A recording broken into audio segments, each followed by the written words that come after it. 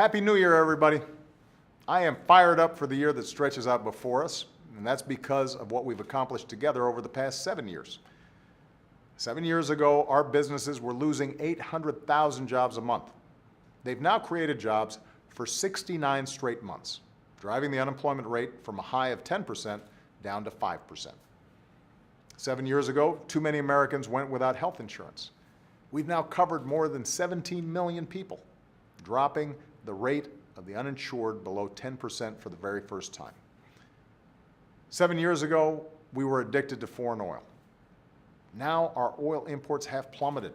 Our clean energy industry is booming, and America is a global leader in the fight against climate change. 7 years ago, there were only 2 states in America with marriage equality, and now there are 50. All of this progress is because of you, and we've got so much more to do. So my New Year's resolution is to move forward on our unfinished business as much as I can. And I'll be more frequently asking for your help. That's what this American project is all about. That's especially true for one piece of unfinished business, our epidemic of gun violence. Last month, we remembered the 3rd anniversary of Newtown. This Friday, I'll be thinking about my friend Gabby Giffords, 5 years into her recovery from the shooting in Tucson.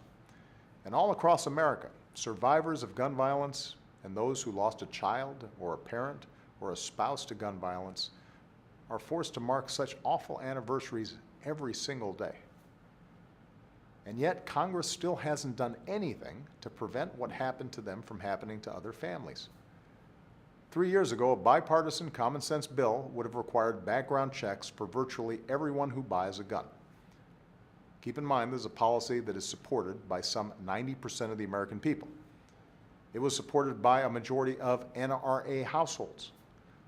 But the gun lobby mobilized against it, and the Senate blocked it. Since then, tens of thousands of our fellow Americans have been mowed down by gun violence. Tens of thousands. Each time we're told that common sense reforms like background checks might not have stopped the last massacre or the one before that, so we shouldn't do anything. We know we can't stop every act of violence, but what if we tried to stop even one?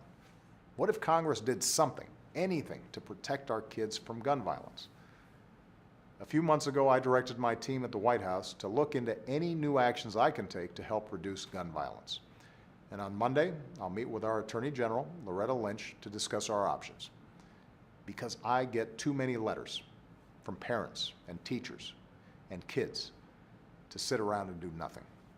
I get letters from responsible gun owners who grieve with us every time these tragedies happen, who share my belief that the Second Amendment guarantees a right to bear arms, and who share my belief we can protect that right while keeping an irresponsible, dangerous few from inflicting harm on a massive scale.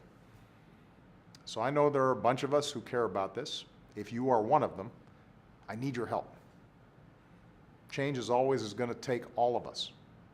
The gun lobby is loud and well organized in its defense of effortlessly available guns for anyone. The rest of us are going to have to be just as passionate and well organized in our defense of our kids. That's the work of citizenship, to stand up and fight for the change that we seek. I hope you'll join me in making America safer for all of our children. Thanks, everybody.